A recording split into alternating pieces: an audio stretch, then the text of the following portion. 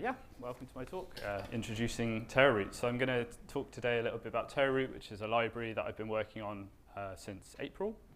And yeah, that was already a great introduction, so I won't spend too long talking about myself. But yeah, I'm James, staff engineer working at Address Cloud, who are also a sponsor here today, here with some of my esteemed colleagues. So yeah, I'll just get stuck right in. So the first thing to talk about, I think, to set the scene and just give a bit of context about what Terra Route is and kind of how I got onto building it, is to talk a bit about another library called TerraDraw, which is a project that I've been working on for the last 3 years. And so TerraDraw is a JavaScript library that allows you to draw on web maps. And so when I say draw on web map, maybe it's a bit of a loaded term, but essentially you can think of a user clicking and drawing points, lines, polygons, circles, rectangles on a map, and then having those rendered to the screen and stored. So yeah, like I said, I've been working on that for about 3 years.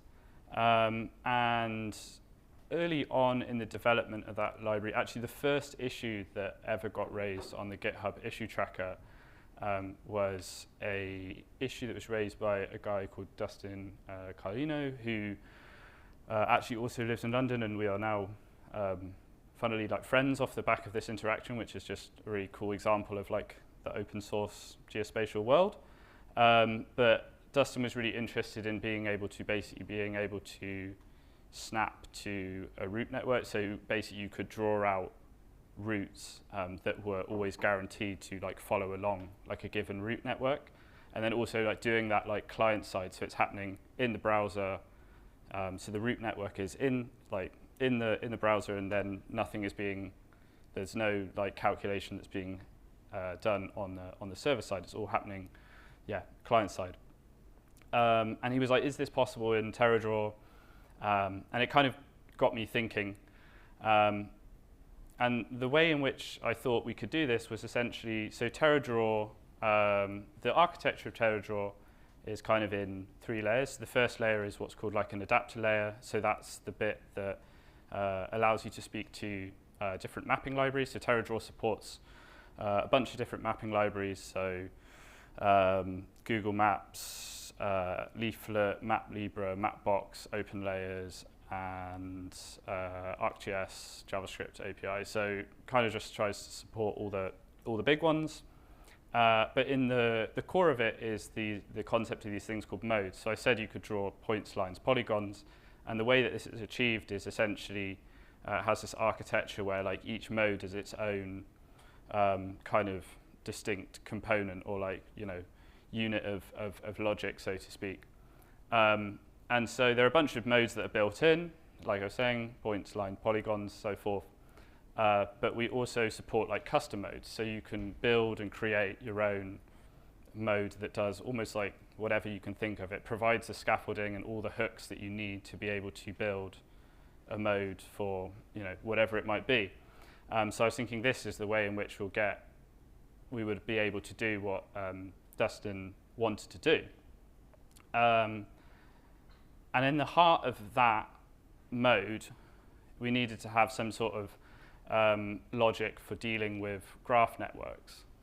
And so there are a few different. There's one library that I'll come on to in a minute that handles this quite well. But in an abstract sense, you can just essentially imagine that you have some data that like a graph network that you've downloaded from OpenStreetMap. So that could be roads and footpaths and so forth, and then you essentially want to be able to find the shortest path between one node in the graph and another node in the graph. And so normally that's handled by some sort of like routing engine. But yeah, I'm just talking about this in an abstract way, but we'll come on to the specifics of like how that's actually handled in a minute. But yeah, just imagine at the heart of this, we've got this route graph that is represented in some way. In this case, in the browser. And so I looked around online and I found a library called GeoJSON Pathfinder, which I'll talk about a bit more about in a minute. And I was able to build a proof of concept that allowed for this to happen. So it was called Terra Route snap mode. There is a video. I have a feeling that annoyingly I didn't make the video public, and so now I can't show it to you, which is like super annoying. So I'll go back. Like I did have a fallback, which was just this picture, so I'm glad that I put that in there. But okay, you'll have to imagine that the user's cursor is moving, and as the user's cursor is moving, a new line is basically generated between the kind of small purple point on the left and where the user's cursor is, and that's all happening sort of in real time. So the video is a lot cooler than like the image, so it's like super annoying. But that is my fault. I should have foreseen this. And so yeah, that's all. Like all of the rendering and drawing logic is handled by TerraDraw in this instance, or the mode, the TerraDraw route snap mode, and then the actual the actual calculation of the shortest path is being done by this library called GeoJSON Pathfinder. And yeah, so GeoJSON Pathfinder in this diagram. So you've got the server, and then the server is returning the route network. So in the case of GeoJSON Pathfinder, it needs a GeoJSON representation of the route network, or the route graph. And then there's some sort of routing engine that takes in the route network and allows you to find the shortest path between 2 points. So in this instance, the client-side router would be GeoJSON Pathfinder. And then the user can click around, and it's generating the shortest paths in real time, like on the client. So yeah, you could also do this on the server, and then this kind of middle bit would be happening in the kind of green rectangle, but in this instance, it's happening on the client. So yeah, GeoJSON Pathfinder, it's a great library. It's by a guy called Per Leedman. I hope I'm saying his name correctly. I've only ever read it. I've never actually spoken to him, so I'm not entirely sure on the pronunciation. But yeah, it kind of does what it says on the tin. You get a GeoJSON network, you give it 2 points, and it will find you the shortest path on that route network between those 2 points. And it works very well, but one of the things is and I'll kind of talk about this in a bit more detail in a few slides, but there is something that's very important when you're doing client-side routing, which is that the performance has to be really, really quick, because especially if you're trying to do this stuff in real time, if there's any sort of lag, you'll feel it. So in the browser, you get about 16 milliseconds to render a frame. So if your calculation takes longer than 60 milliseconds, then you're just going to feel this like janky kind of experience as like you're moving the mouse around. So the performance is really critical. And so that's why I kind of started working on Terra Route, like mostly as like a side project to my side project. So it's just like getting into this rabbit hole of just going deeper and deeper. But it was super interesting just to explore that. And I think it's quite a nice self-contained project in that like there is only, it's just find me the shortest route between 2 points. There isn't like that much more to it. So hopefully it's pretty self-contained. So what are the goals with Terra Route? And first of which is to be fast. So I've already talked about that a little bit. The second goal is to be easy to use. So I should just be able to give you a route. You should just be able to give it a route network and then give it 2 points, and then it returns like a GeoJSON line string representing the path. So hopefully it's like, should be sort of dead simple to use. And then the last thing is that it has no dependencies. And I guess this is more just like a kind of philosophical point. And it's kind of the same approach that I've taken with TerraDraw, which is just like, I'm not sure how many of you are familiar with the sort of JavaScript package ecosystem or like NPM ecosystem, but you end up with these like super deep trees of like a dependency that has a dependency that has a dependency, and then all of a sudden like everything's broken because of some package that you've never heard of. And so just taking this approach kind of avoids that whole all that shenanigans basically. And then why? So I kind of touched on this a little bit already, but we just being able to like just focusing on the performance aspect is really helpful for the specific use case of just doing that real-time client-side routing. So it's really just trying to tackle that very specific goal of how quickly can we find that point on that route, find that path, that shortest path on that route network. How? So we're not actually doing anything particularly novel. There's very well-established algorithms for finding the shortest path. One of the most well-known is by this guy called Edsger Dijkstra, died in 2002, but he came up with an algorithm for basically finding the shortest path on a network. So we use a kind of extension of that algorithm called A star, which some of you may have come across, which is essentially just a minor extension of the Dijkstra algorithm, which essentially just Dijkstra will find you the shortest path to all available nodes in the graph, but Dijkstra just has a little heuristic that just says, just try and point towards the end goal and just take me in that direction, which just makes it a little bit more performant. And then the other part, apart from the algorithm, is kind of some of the data structures that we use. So the one part of the Dijkstra algorithm is that you want to have what's called like a kind of priority queue, which tells you like what's the next best node to try and look at to try and find the shortest path. And so this thing's like a lot of the most common way to implement a priority queue is what's called like a min heap, like a minimum heap. And there are many different ways you can like implement a minimum heap to try and always give you the next most appropriate node to explore. And so we just basically spent time exploring a bunch of these different minimum heaps, and then you can this is just some little benchmarking scripts I did to compare the different performance of the different heaps. And there's also a thing where different heaps might work better on different graphs, graphs that are kind of super well connected might perform better with a different type of heaps than ones that are more sparsely connected. So there's what we actually ended up doing is making it configurable, so you can just drop in the heap that works best for the graph that you've got. And so this talk is very light on code, so this is essentially all I will show on the code side of things. Ignore this annoying little pop-up window. Should I see if I can close it? It's very hard to do because it's all in reverse. There you go. So I'll explain it. Hopefully it's reasonably straightforward, but essentially on line 1, we just instantiate Terra Route.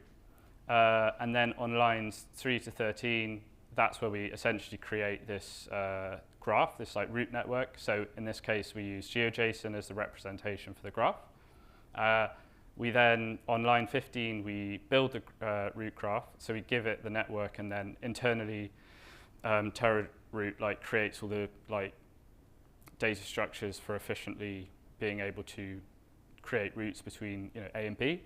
And then on line 17, 18, we create the starting point and the end point. And then on line 20, we just get the routes between A and B. So yeah, it's quite nice because it's a pretty clean API. It's pretty straightforward, hopefully, to understand what's going on, and you're kind of abstracted from a lot of the noise that's going on under the hood. You just get the result is just a GeoJSON line string. And the other thing about performance and correctness with this library is that it's quite well defined. So we have unit tests that essentially say, does this work or does this not work? And then we also have what is often referred to as an oracle or a test oracle, which in this case is GeoJSON Pathfinder. We already have an implementation that in theory we know works. And so what we can actually do is just compare the output of Terra Route to the output of of GeoJSON Pathfinder, and just check that they match, and just make sure that they're returning the correct shortest path. I mean, there is an argument if there's a bug in GeoJSON Pathfinder, then you also get the same bug in Terra Route. But I think the goal hopefully is to be in like a drop-in replacement for GeoJSON Pathfinder. So I think I'm kind of okay with that potential pitfall at this point. And the last thing is we've got some benchmarks. So we can essentially at any point run a set of benchmarks against Terra Route and see how it performs. And so that allows us to, like, we can make a bunch of changes to the internals, check that it all works with the unit tests and the testing against the, the Oracle testing, and then we can run the benchmarks and just see if it's all passed and it's all correct, then we can check if it's faster or if it's slower.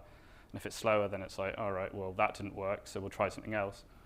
And so, interestingly, this has kind of been one of my first dives into sort of AI-assisted programming, which is kind of like maybe a bit uncharted territory at the moment for a lot of people, or a lot of people are still trying to find out if this is, like, if that's like a good thing to be doing or not, or if it's dangerous, or like what's the pros and cons of taking that approach to writing software. But I think because of the reasons that I just outlined, these fitness functions, it actually makes it quite a good candidate for AI-assisted development, because we've got quite tightly defined ways in which it should work. So we know that it we have ways of ensuring that it is, like, in theory correct, and also we have ways of checking if there's been regressions in performance or if there's been improvements in performance.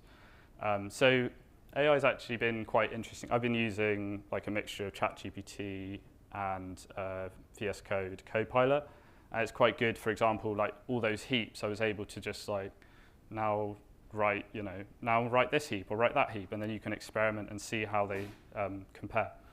And so, yeah, I think I would probably put myself more on the skeptical side of the like kind of AI revolution, but it has been quite an interesting experience in terms of just understanding the pros and cons and sort of the benefits and limitations of taking that approach.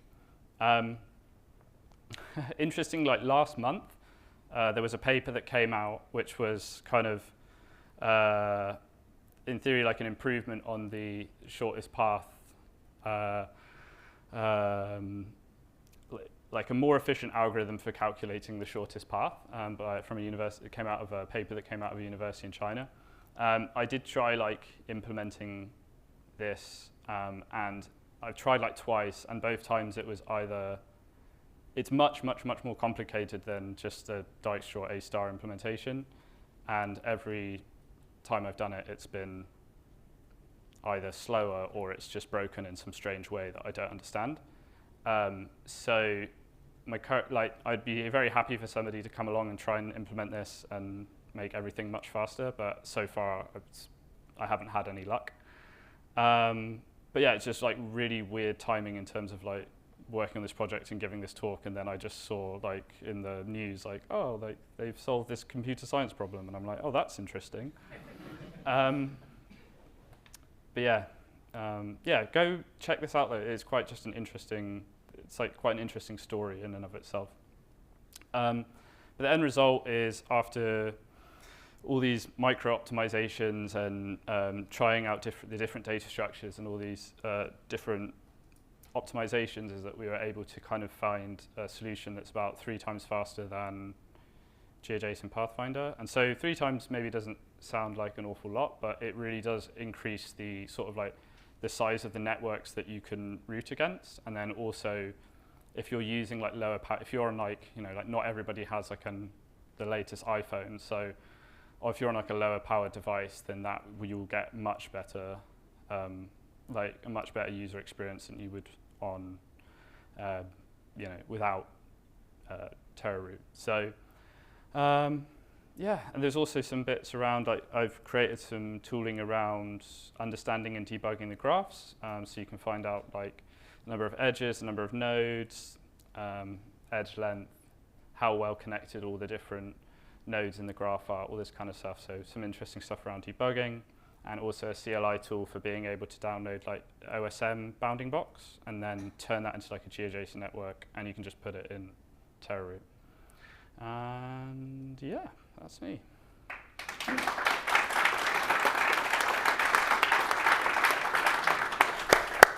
Thank you very much, James. 3 times faster. He's too modest, isn't he? 3 times faster is amazing. That's really, really good. We've probably got time for one quick question, and this was the hand I saw first.